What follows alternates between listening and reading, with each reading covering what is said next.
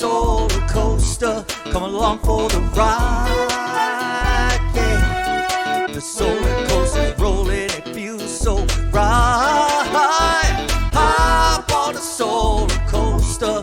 Come along for the ride. And, it's really, I'm calling it a playbook, and it really is focusing on kind of what everyone that I work with wants, which is leads, right? And, it's a shrinking industry, and policy is a big part of that, right? Of the bad name the solar's been getting, and the fear mongering, I'll call it, of, what's going to happen with, the end of tax credits. And, being someone, I'm here in Hawaii, and these are my two systems. And I think, one of the things that I'm trying to advocate for in the book is that, this is not the end of solar. Didn't have tax credits. We were fine, right? There was a big time the last 5 or 6 years here where SunPower, I work with almost all of the SunPower dealers. They're selling solar for 30% more, and they were still able to. And we're trying to, get some assurances here in the industry that this is, no matter what happens, policies change, but the industry's here to stay. And, what to look for. And I'm really excited to speak to someone who does what you do, because all the people that I've spoken to are, solar company owners, or, all kinds of residential, commercial, talk to manufacturers and all my clients, but I don't have anyone in policy. So I'm interested to hear, your background, how you got into it, what you're seeing, and if there's anything that business owners, solar companies need to know, what they can do, because the solar coaster is rampant. Right. Or descending, however you want. Well, great to meet you. Rooftop solar policy has been my almost exclusive focus for 20 years. Prior to that, I spent 6 years in New England working on a combination of toxics work and coal-fired power plants. And then prior to that, I worked on nuclear waste issues. So Wow.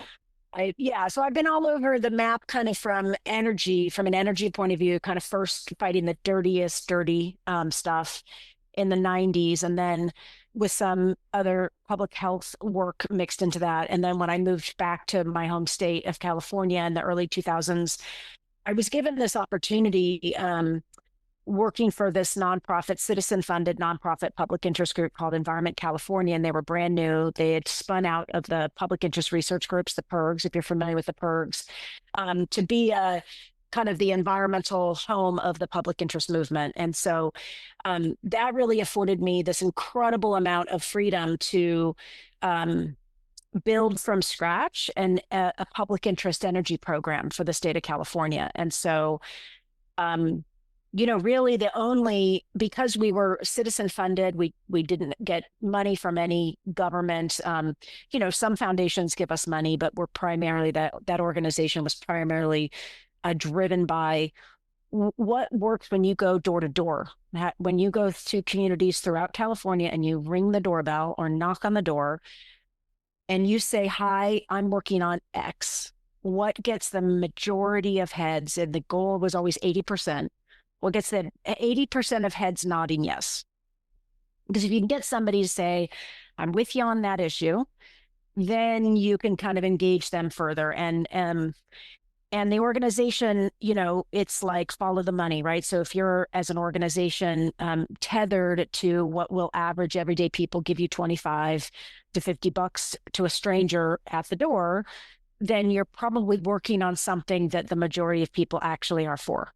And that was, right? So that was important to us. That's how we kind of structured our advocacy. And so I was given this like carte blanche of, what do you want to do on energy? Could be anything, but it does kind of ideally need to fit into that rubric of people will be with you on this issue. And, that doesn't mean you come up with an idea and you immediately win on policy, right? You still have to get a beyond the special interests that stand in the way of what the public's all for. But you kind of can't get anywhere, at least not anywhere far unless you have the public on your side. So anyway, with that huge long lead up, but I think it's also interesting as a student of all of this, I decided I did kind of a survey of the landscape. What were other environmental work? What were other environmental groups working on in California at the time in the energy space? And this would have been, again, 2002. So most groups were working on either energy efficiency or they were working on the renewable portfolio standard. So mandating a certain percentage of renewables by a certain date, although at the time, nobody really knew where those renewables would come from. It was like really a vision, a goal. We had barely built anything. And then people were working on, you had coal campaigns and the like, but maybe a little bit. Some groups were working on, say, geothermal was the big new emerging renewable technologies. You had some of that. But long and the short of it is, it was amazing to me. Nobody was working on rooftop solar. And I was like, wait, what? Why is that? That's crazy. Am I missing it? Because maybe somebody's doing it. Or there was Vote Solar in San Francisco. They were doing, I think it was 2002. They did the ballot measure to do rooftop on, I think it was 150 kilowatts, I want to say. It was a really small number. I'd have to Google that to refresh my memory. But, that was cool. And that it got the city of San Francisco thinking about how to shut down a dirty coal-fired, dirty gas power plant, and how to replace those megawatts with rooftop solar. But at the state level here in Sacramento, nobody was working on it. So long and the short of it is, we decided we were going to start working on it, and we started looking at what other countries were doing, since nobody in this country was doing anything on it. And at the time, the big, huge player was Japan. And Japan, this is like before Germany got involved, or anybody else. Japan had Kyocera, Sharp, Mitsubishi. I'm probably missing some other big, huge player, but Japan was actually like the big, the big organization, the big country and the big market for rooftop solar. And they had mandated it, and they were building it into every new building and home in Japan. Wow. Yeah, this is really early on. And so we thought, that is so cool. That makes so much sense. We like rooftop solar. We think our experience is everybody's for it. And, if you can build it in the building as it's being designed and constructed. Like integrated design kind of, or was it like, yeah. Yeah. Wow. Okay.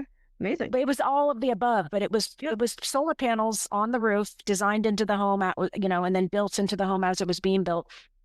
So we just were like, that's a no-brainer. And who isn't going to be for that? Everybody, left, right, and center, coastal, rural, urban, you name it, is going to be for that. And so this guy named Kevin Murray, who was a state senator representing LA, he just got a bug in his, bee in his bonnet. Somebody probably whispered in his ear that solar was this thing that California wasn't quite making, enough of. And he called our office and he said, "Do you have any bill ideas?" And we said, "Well, boy, do we." And so we introduced this bill to basically mandate solar on all new construction, just follow Japan's lead. Wow, you're the one. Yep. Wow, this is so cool. Yeah. So that got huge attention because Senator Murray, he was a state senator. He was very powerful. And it was a bill introduced in the California, state Senate. So it got tons of attention, headline news stories and newspapers all around the state.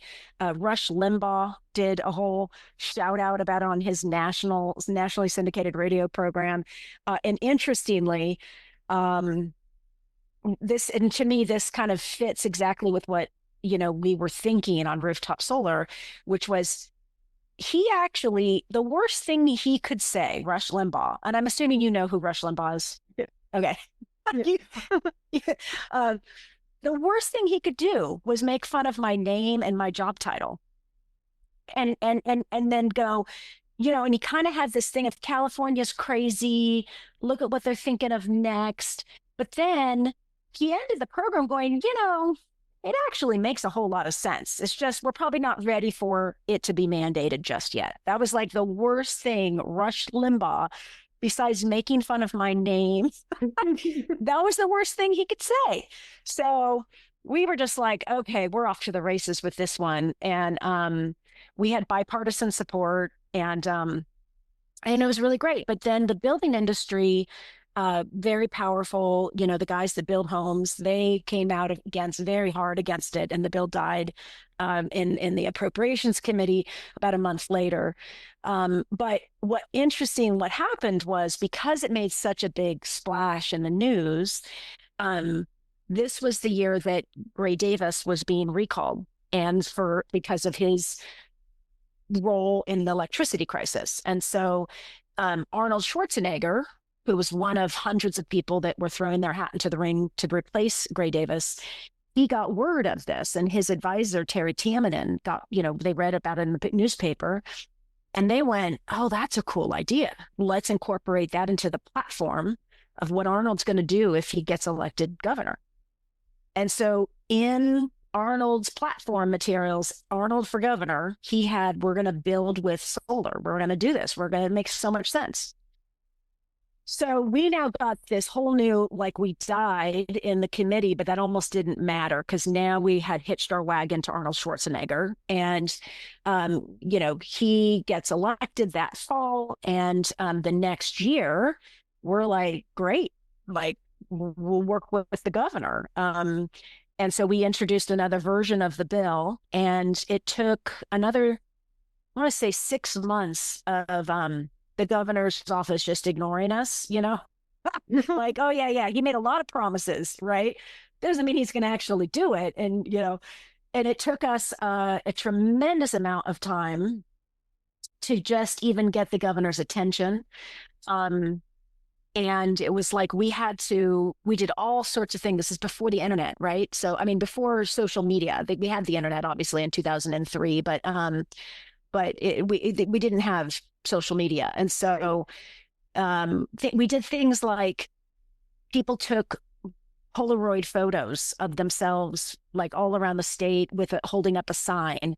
And then we turned that into a gigantic, photo album, petition, a visual petition. It was early social media, physical thing given. Yeah, it was pretty fun. It was really fun. We got those cardboard cutouts of the Terminator, those 8-foot tall cardboard cutout things that people have in dorm rooms.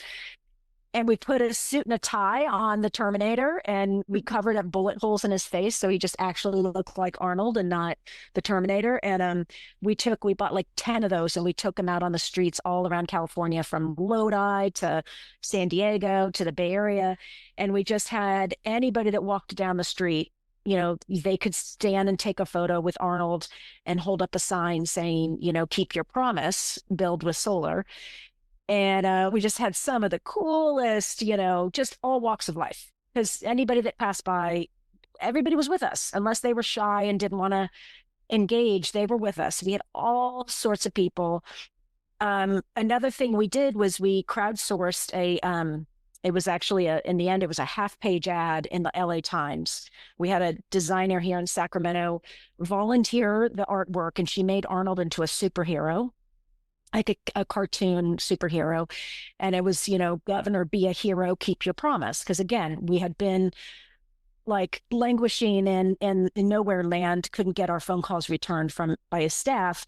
So we were trying to go directly to him. And so one morning, we finally raised enough money to put in this quarter-page ad. I think it was actually not half-page. It was long and skinny. And he was reading the newspaper, and he saw this ad, and he's like, wait, I told people I wanted to do something on this, and clearly I'm not doing anything because these people have taken the time to run an ad saying I'm not doing anything. Wow, I really chilled when you said that. That was so crazy. Oh my God, it was so cool. And so he called an emergency meeting, and he had all of his staff on this table, big, huge table. and they were all arguing back and forth. And he had people on both sides of the issue, in his team, and people arguing. And as the story goes, he pounded his fist into the table after listening to them all argue for a couple minutes, and he just said, "You don't understand. I want solar. Like, I want this. This is actually something I want. Get to work." So finally, after months and months, I got my phone calls returned, and Arnold became co-sponsor of our bill. And that then breathed a lot of life into it. But then, interestingly, and I'm giving you way too many details, probably they didn't want it. I love this story. Okay, I just went into storytelling. Oh no, I only love it. I went into storytelling mode, didn't I? We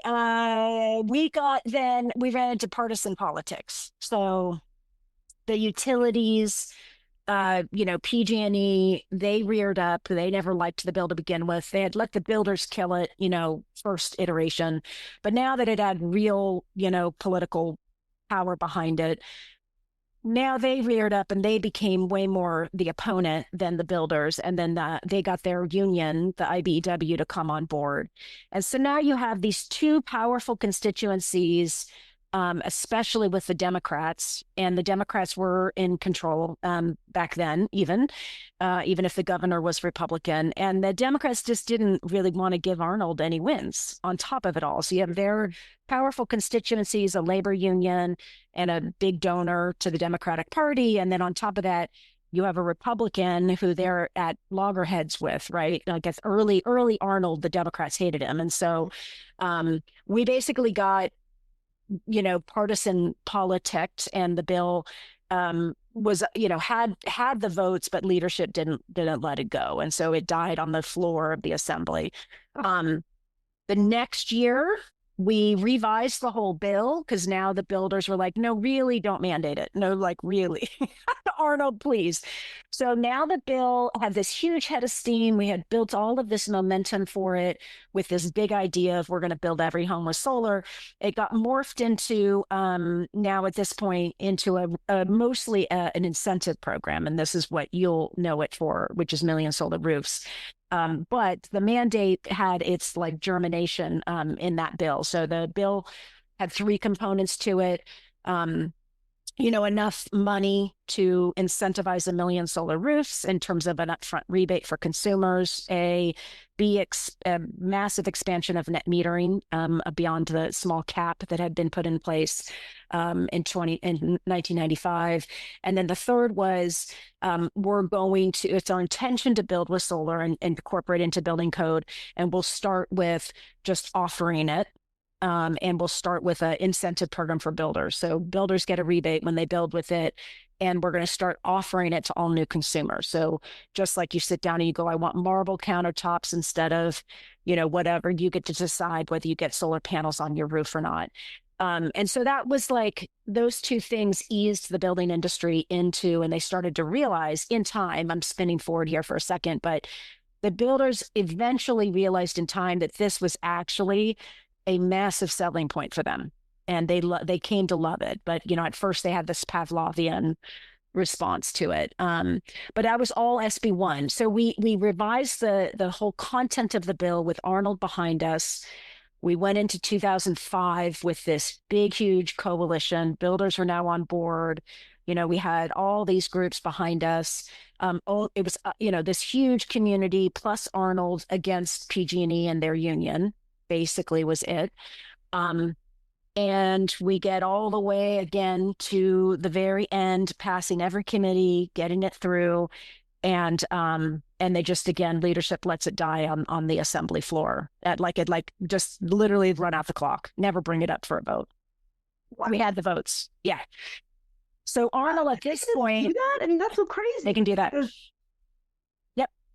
Yep, they can just run out there. The pro tem or the speaker can decide what bill gets brought up for a vote. There's no law that says every bill introduced has to have a vote. So there's so much power in the pro tem and the speaker. So it's not that hard. It's not that hard. I always tell people it's not hard the utilities only need to own 3 or 4 people in Sacramento. the pro tem, the speaker, and then the two chairs of the committees, the energy committees. If they own 4 people, they basically can control Sacramento, and it's really hard to get past those 4. But it's not like you don't think that everybody in Sacramento is against you. Actually, the majority of legislators think just like their constituents. They are all for it. It's leadership, and it's hard to get around them. So we got around them finally by Arnold just going, okay, we're gonna just have the PUC do half of this. So we're gonna have the Public Utilities Commission that controls ratepayer bills, create the incentive program, which is a surcharge on everybody's utility bill. And we're going to create the $3 billion incentive program without the legislature, because we don't need the legislature to do it. So he rushed that through the PUC. This is back when the California PUC was pro rooftop solar. And what that did was then it enabled us to come back with SB1 again. This is 2006. And now we just have the language of we're going to cap a $3 billion program. So now the utilities have the incentive to not be really against this bill, because it actually limits what the PUC has already shown it's willing to do. So we spun it as a cap, and then we extended net metering, and we did the program for new construction, and then we mandated a similar program in all the publicly owned utilities in the state. So SB1 was still a really important bill, but the main meat of it we did through the commission without the legislature, and then the legislature came back and put it into law. But that was a 4-year long in total process to get that law passed, and it was quite the saga. It was quite the saga of but it all came from this basic idea that everybody is for rooftop solar. Very few people are against it. It's one of the few things that everybody understands. You literally can stop people on the street and they will know exactly what you're talking about. And that was the case in 2003. It's not like it was, people understood it. People have known about it in California going back decades. We have decades and decades of support for this technology. And that kind of ushered in this modern era that you, I'm sure, know extremely well. All of our progress, really kind of up until 2016 was just incremental, just continuing to expand net metering, continuing to do things with the building code, work on streamlined permitting, work on opening up the PPA, making it possible for power purchase agreements to be legal. I expanded the whole thing to solar hot water because we all envy the Hawaii market on that.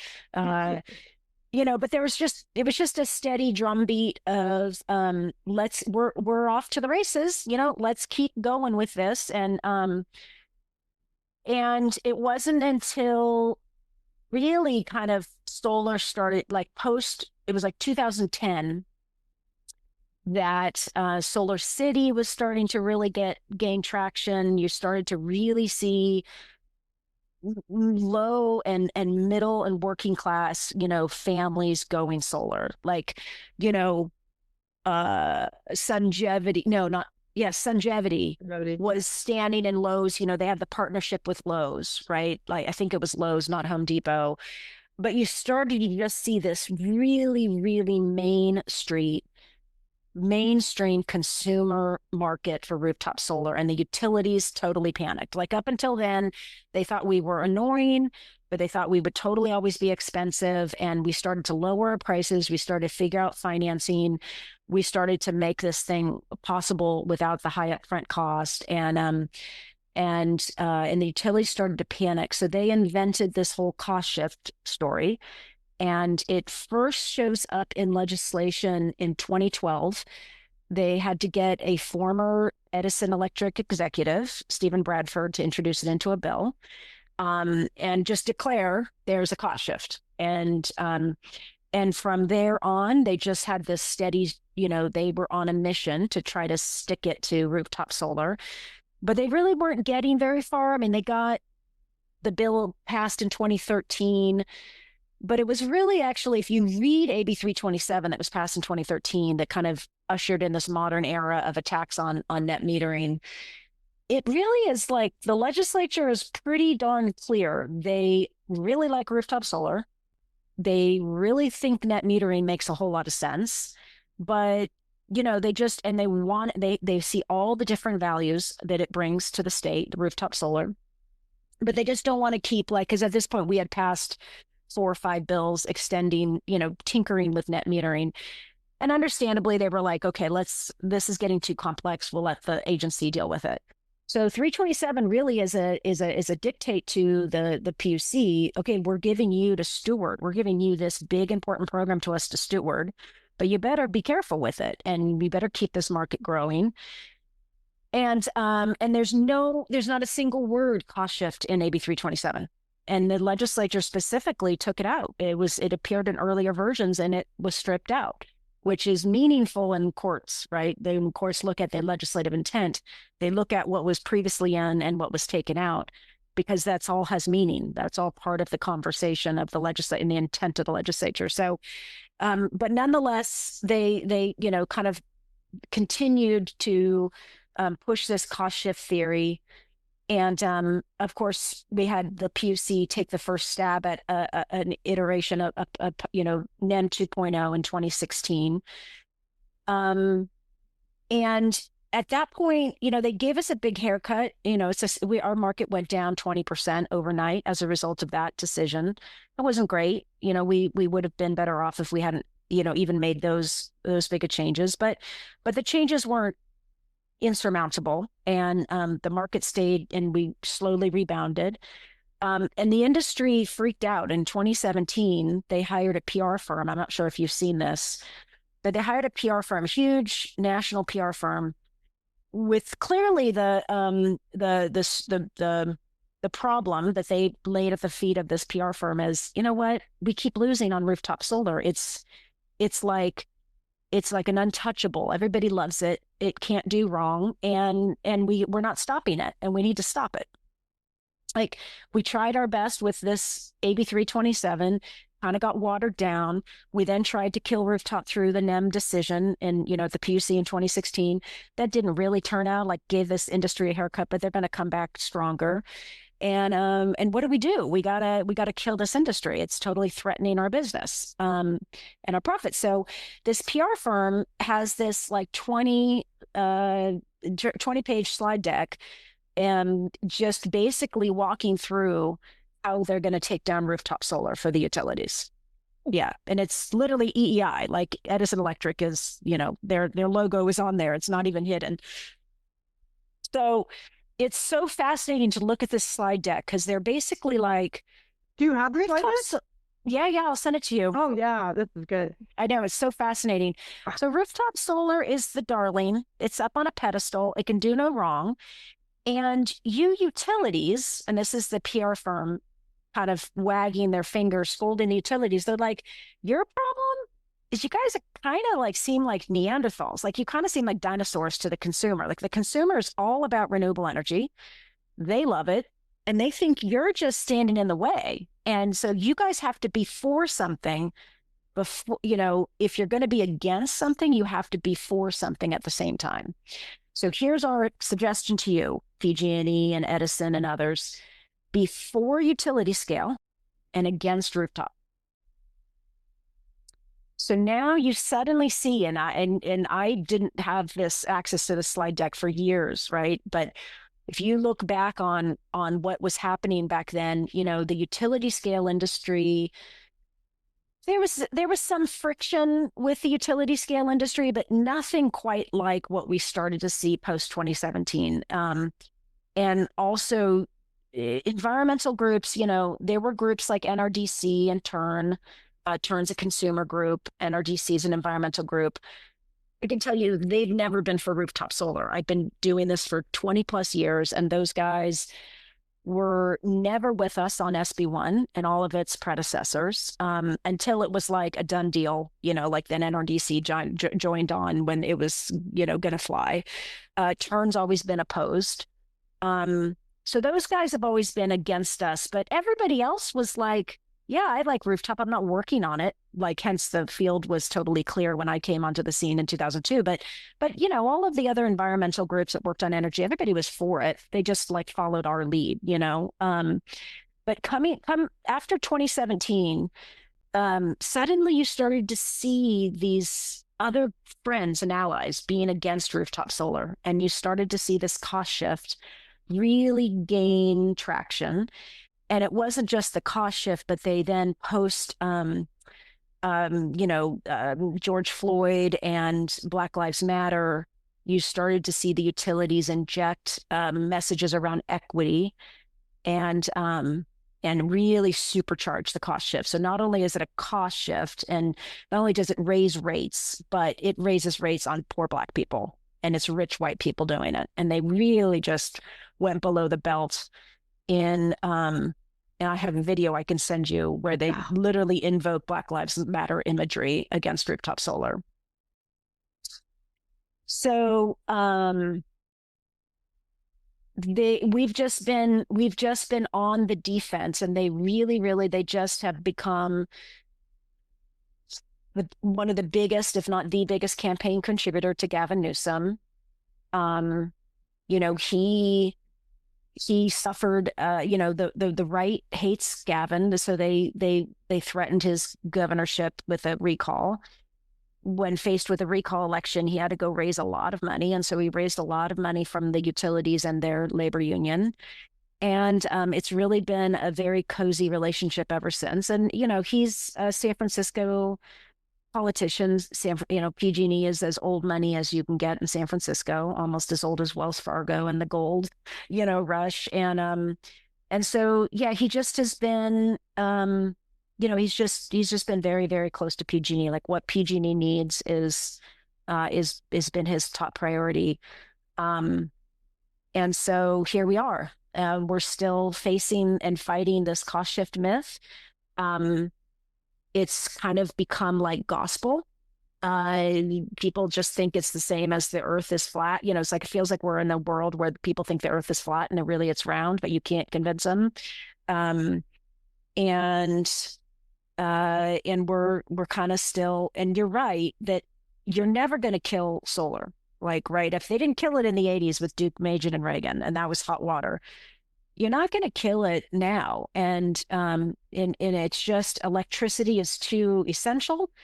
The technology is just too good. And public awareness is too high, and it's got no stigma. It doesn't have the stigma of the electric car. It doesn't look like a goobery thing on the road. It is actually not a partisan issue, right? The way EVs have become. It's for everybody. And our, polling shows like it doesn't matter the demographic. It doesn't matter if you're Latino, if you're Asian, if you're Black, it doesn't matter if you're Republican. Everybody likes it still to this day. And so I agree with your basic premise.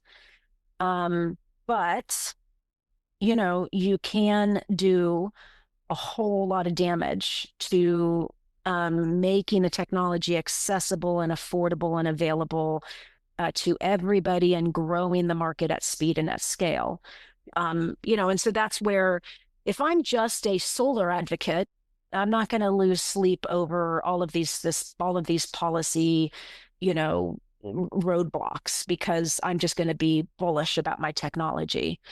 But if I'm an environmental advocate and I care about getting to clean energy sooner than later, and I care about how effective our energy system is for consumers, and I actually, care about the clock, then this is a huge problem. And I would say the same if I was an advocate for, low income Californians, and I cared about just affordability and safety and health in an increasingly hot environment. Like, I would care about this a lot, and I would be very, very upset about where the state has gone and where the state continues to go, and now maybe Washington following suit with a little left-right punch, because the biggest casualty is going to be, teachers, firefighters, regular everyday people trying to afford to live in California and not being able to do that and get, reliable electricity. I mean, that's going to be the casualty of all this stupid policy fight that, is only serves one entity, and that is the investor-owned utility. So that brings us to where we are today. And I miss Jerry Brown. I miss Arnold Schwarzenegger. We have really had a hard time with this particular administration. And we're still, kind of just working on undoing the damage of this whole cost shift myth and educating people about how there's no facts behind it. It is all a PowerPoint presentation ginned up by Edison Electric Institute to try to just pull down rooftop solar. And in so doing, they're propping up, utility scale renewables and, pitting one renewable resource against another and one ratepayer against another. And it's just classic divisive politics that sadly a lot of people, especially on the political left in California, have fallen for. Yeah, I mean, and what is like the play here? I mean, I've heard it from afar, right? But that it just makes the reason that the NEM 3.0, they keep trying to pass this egregious interconnection fee, right? Just for the privilege of having the option Yes. of connecting, right? And that was because the rooftop solar is costing them money for maintenance. Is that what the Yeah, it's basically, if you were to summarize it, it's the idea is the grid, rooftop solar users still use the grid. And even if they didn't use the grid, let's just say the person was completely self-sufficient or their system never exported a single electron, right? And they were just a consumer with a really odd profile, right? They didn't draw any energy from the grid while the sun is out. And we're in the evening because they've got a battery and they maybe draw a little bit in the winter, like otherwise they're pretty self-sufficient.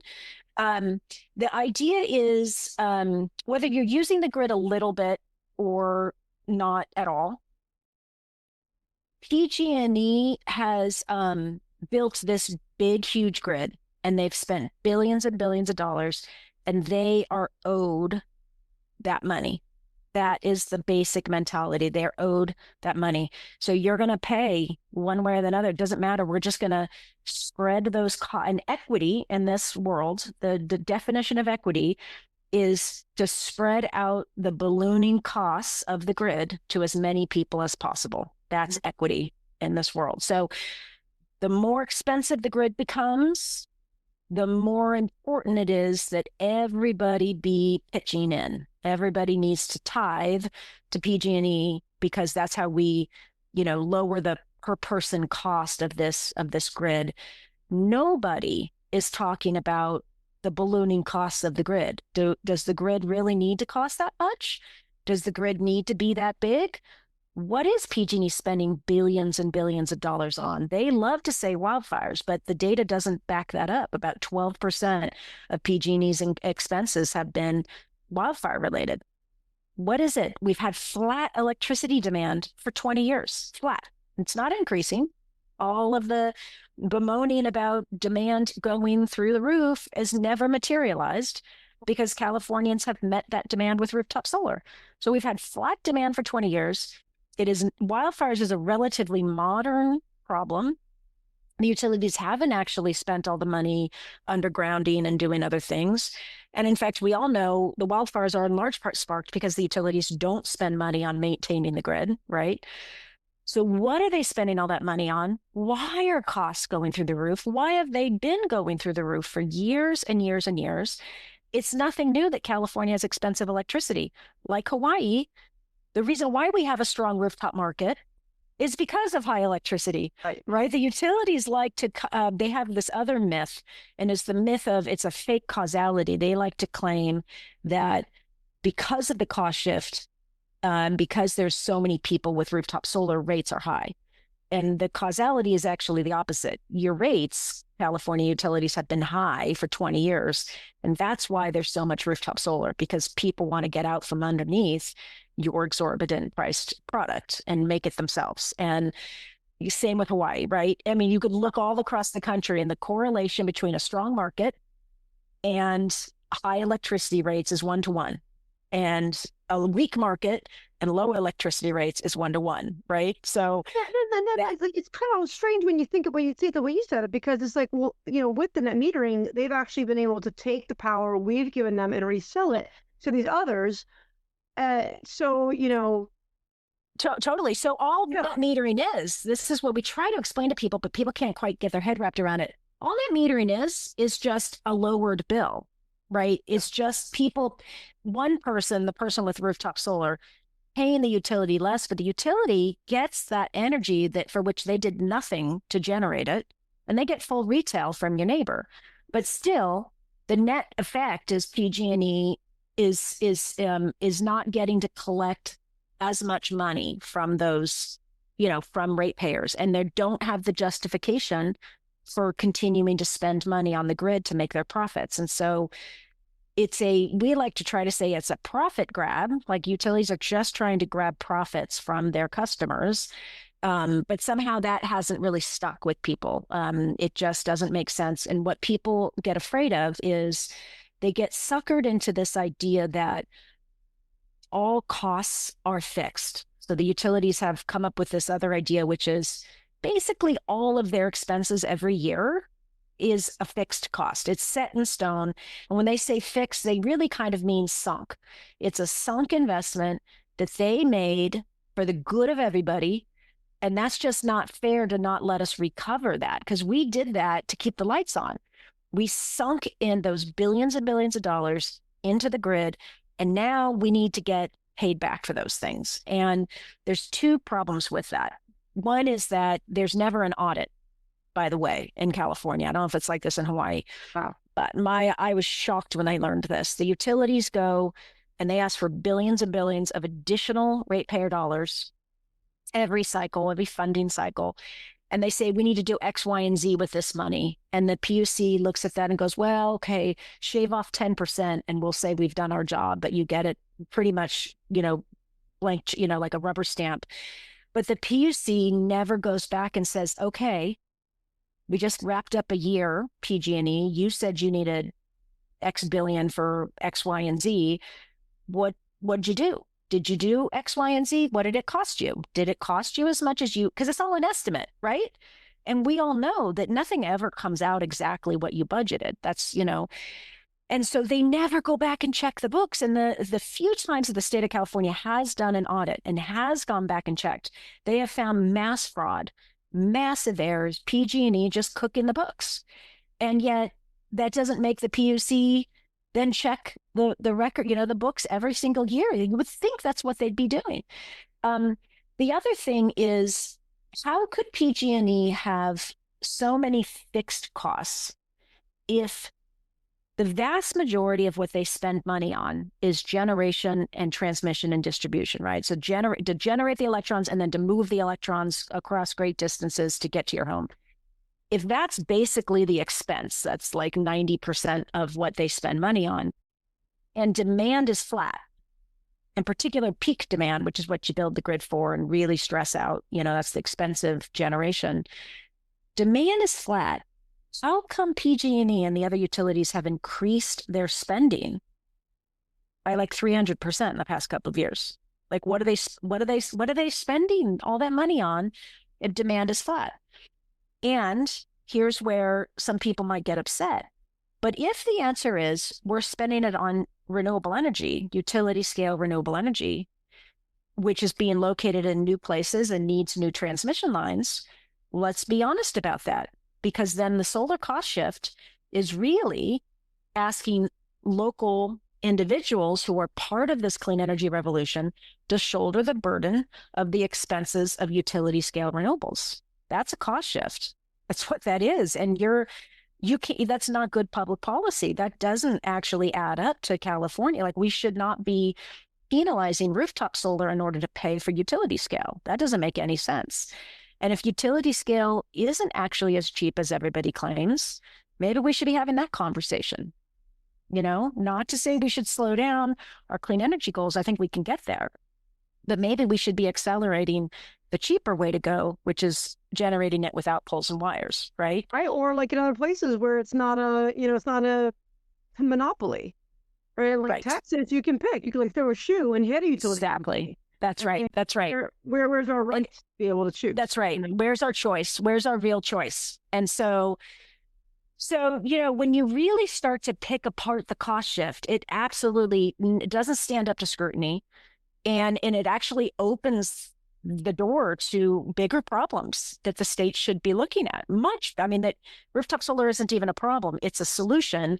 And there are these other problems. There are real problems with costs. Electricity rates are going through the roof. That is a problem for both protecting just affordability, keeping air conditioning on for people in the hot summer, which is a public safety issue. But also if you care about electrification and decarbonization, high rates are going to stand in the way. So these are really important issues, but you're absolutely scapegoating and going after the wrong thing. You're going after the solution, and you should be having a conversation about why rates are going up. What are they spending money on? How do we reduce the overall pie of costs so that there's fewer expenses to spread around fewer people? Right. And if everybody became a self-generator, the cost of the grid would shrink. And it's like not that complicated, but they love to make it seem all complicated. They love to make it seem like the grid has to be big in order to solve climate change. And it's just hard to get people to stop and listen and think. But I'll wrap it up with my, you still walk out on the street today in California and you ask people, do you know what rooftop solar is and do you like it? You will still get everybody nodding their head yes. So as much as the utilities have launched this very effective PR campaign tarnishing the image of rooftop solar, they've really done it only to like a small little elite set of people that influence public policy, that kind of orbit around the utilities and their little world. But outside of that tiny little circle, it is still the technology of the people. And therefore, again, I agree with you that at the end of the day, you can't put that genie back in the bottle.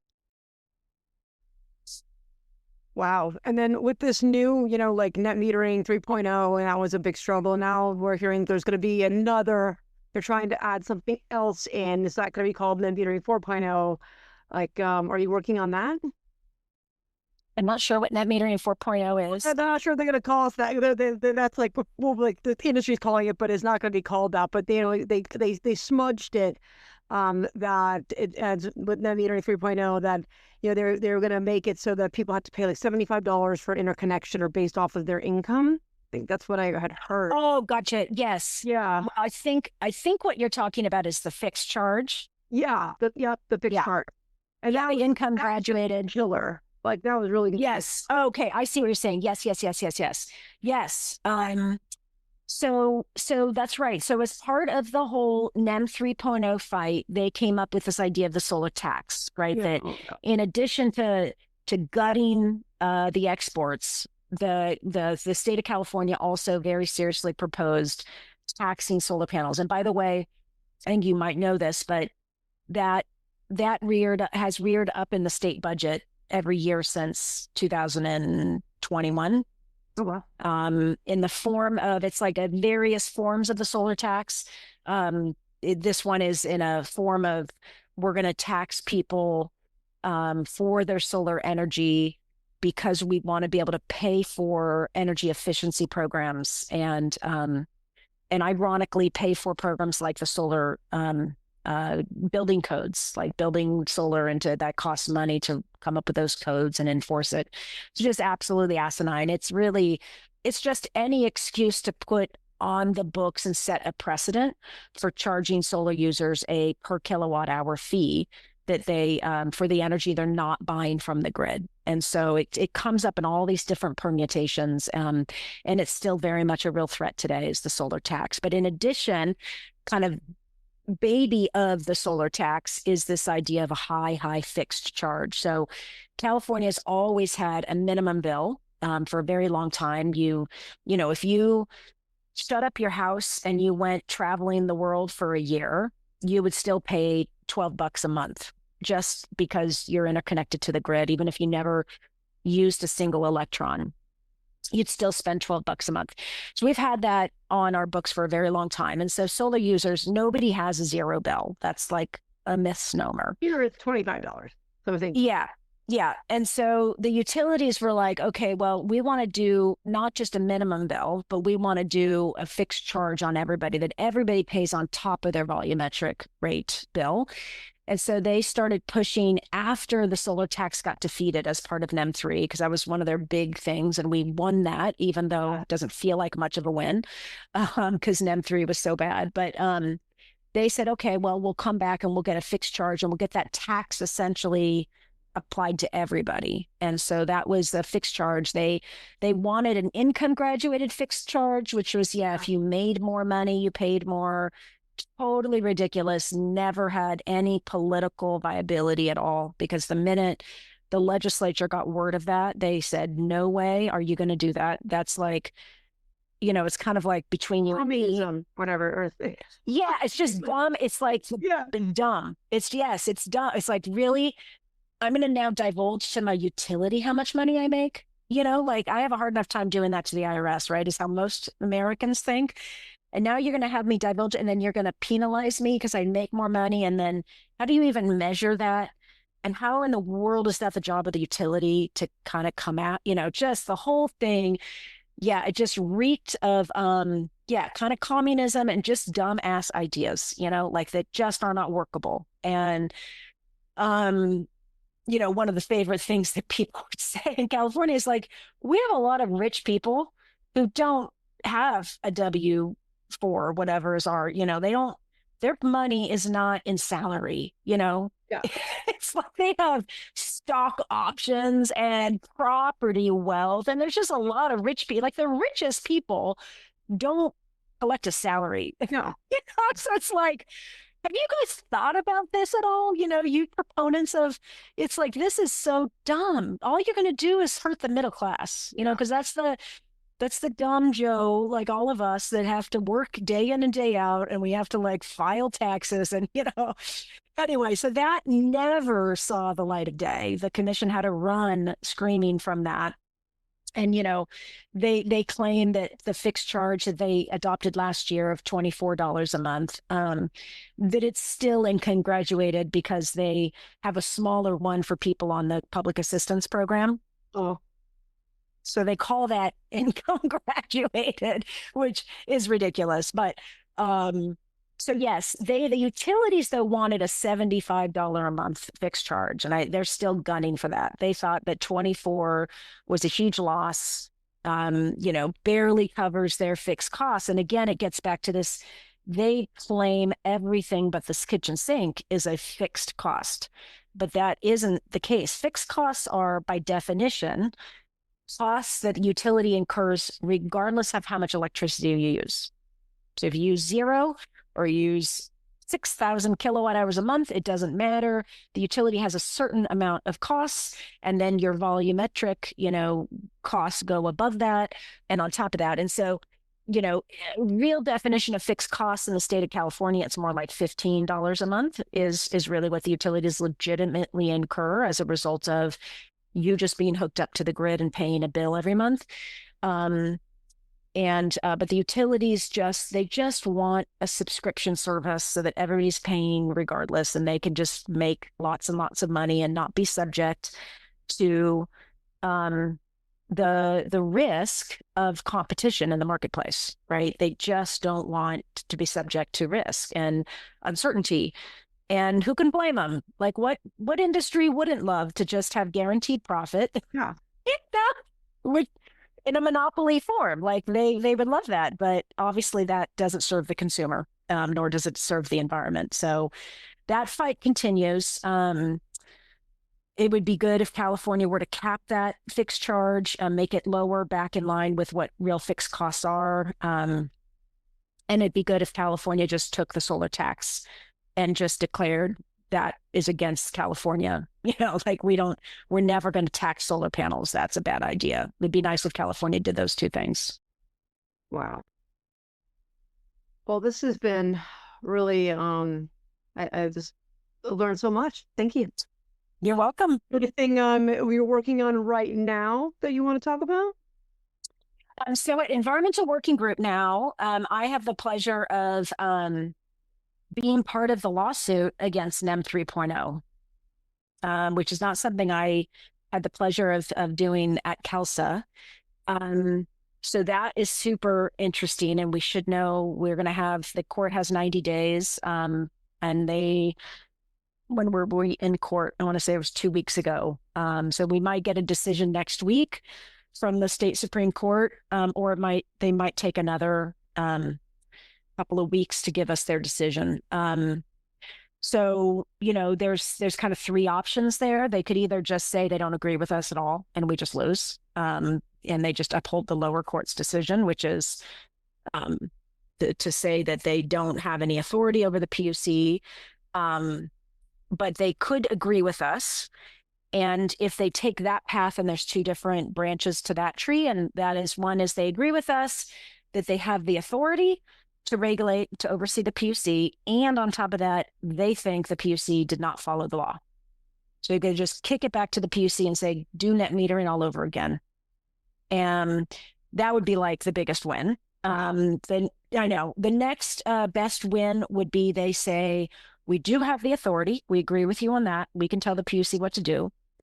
But we don't know on the substance. So we're going to kick it back to the lower court to retake this case up and look at the substance of the issue. Did the PUC follow the law or not? And so we relitigate with a whole new kind of framework for the thing. So we're somewhat optimistic that they're going to at least agree with us on the fact that we do have, the courts do have authority over the PUC. The PUC is not above the courts. But we really have no idea whether they're going to agree with us on the substance or whether they're going to kick it down to a lower court. So we're very eager. Yeah. Well, so be posted on that. That would be. And then is there anything that solar companies can do? I mean, is there any, like, people who are going to read this are, solar business owners, people involved. Is there something that they can do besides being members, or what else can we do? Yeah. I mean, number one really is, like, don't just be a member of a trade group. Give your trade group tons of money. Be involved in the trade group. Like, it's so ridiculous how the burden of representing the solar industry, the rooftop solar industry, falls on the shoulders of like a few tiny little businesses that then, like, there's so many inverter manufacturers, panel manufacturers, distributors. They don't pull their weight. And they all think decisions are all made in DC, and they're just clueless. These fights are at the state level, and there's really no state that is unimportant. Like, all of the states are important, and these guys really should be investing in their own future by giving way more generously and being way more involved. So that, I mean, the further I get from running CalSA, the clearer it is. Like, they just are outgunned, and it's stupid. It's suicide. Like, it's just against their own best interests. So they really do need to do that. Second is they should absolutely be more involved in getting their customers to be politically engaged, either through the Solar Rights Alliance or through Solar United Neighbors, or if there's some other group in a local state that I don't know about. But, we should be like, solar is like a gun. Once people have it, they're like, you pry it out of my dead, cold, dead hands, And that's powerful. It's a powerful affinity. And we should be like the NRA. Like, the NRA is powerful because they have a whole bunch of Clint Eastwoods all around the country that that make this a issue for them when they go to the ballot box. But that all takes organizing, and it takes groups to run that. The NRA is a group, and the gun industry, the gun lobby, has done a brilliant job of making them the face of the fight, right? If you think about the fight, you don't think about Winchester or whoever is a gun manufacturer. I can't even think of who gun manufacturers are, because precisely, no, who even knows? Because they put gun users out front. But those gun users aren't there. Like, that didn't happen by itself organically in a grassroots, like selling lemonade on the street. That happened because the gun lobby, the manufacturers, put money into that and said, this is a strategy. And it doesn't mean that it's a fake front group by any stretch. Nobody would ever think the NRA is a fake front group, right? It's a strategy to elevate the voice of your customer. I've thought about that. Like, like this is an industry, and I'm going to talk to. I know RAC, their climate, they do donate quite a lot. But there's others that I can talk to too, like Q-Cells. They should be doing more. And yes, totally. Like, they don't do anything. And like Panasonic, right. They've been like really wavering, and now SunPower's back. But I will talk to people, as well. But when I saw the movie, Dune, I thought to myself, there's not any, and I know that, okay, people were like, oh, you've never, it's about being inside the mountain, but so what? I mean, like, we're not seeing any solar inside of, product placement, like in marketing and whatnot. Right. So, I mean, when I saw, my daughter had the movie, okay, what is it called? Drew, with the Minions. Well, yeah. The new one, and Drew, like, he's undercover, and he's a solar panel salesman. My God, I did not know that. I saw my travel and taking pictures, and I'm like, this is amazing. This is like great press, But it's that they're like, what celebrities have solar? Like, we need to have our own campaign. Totally. Yeah. That's a great point. And that is like, there are organizations that you can fund whose sole job is to get products placed in Hollywood. Like, that is an industry. There's a sub industry. Yeah. And yeah, our industry, I mean, I say ours still, but it's just, it's like somehow we haven't yet gotten the memo that there's a war going on. Yeah. And there is like a little bit of this blinders, because we have such a great product and because you can't get rid of a good idea really ever completely. I think there is this idea that all of that work that pretty much every other industry partakes in, that somehow solar doesn't need to. And I mean, I don't know if it used to be hypothetical that we would go, yeah, but this is really precarious. There's a lot of people against you. But now it's not even hypothetical. It's like not even this, it's not even a question that they would have our heads. And even if they can't completely keep us down, they can basically penalize us to death and really hurt business. And, we need this industry thriving. We need it to be bigger than the oil industry, right? If we're going to transition, we need solar to be bigger than oil. And so anyway, we're just not thinking big enough, and we're not being willing to engage and play the game. And I love your Hollywood's a great example. The third one, which is similar, but it's just like, why don't we have like Got Milk ad campaigns? Yeah. Like, there's just, everybody else promotes their wares in very broad brushstroke ways and billboards and ads. And there's so much we could be doing just to keep people going, yeah, it's good. And just inoculate against the cost shift negative messaging. But we just don't do it. And we claim we don't have money. It's just not true. The industry has money. They just don't spend it on this type of thing. Hop on the solar coaster, come along for the ride, yeah. The solar coaster's rolling, it feels so right. Hop on the solar coaster, come along for the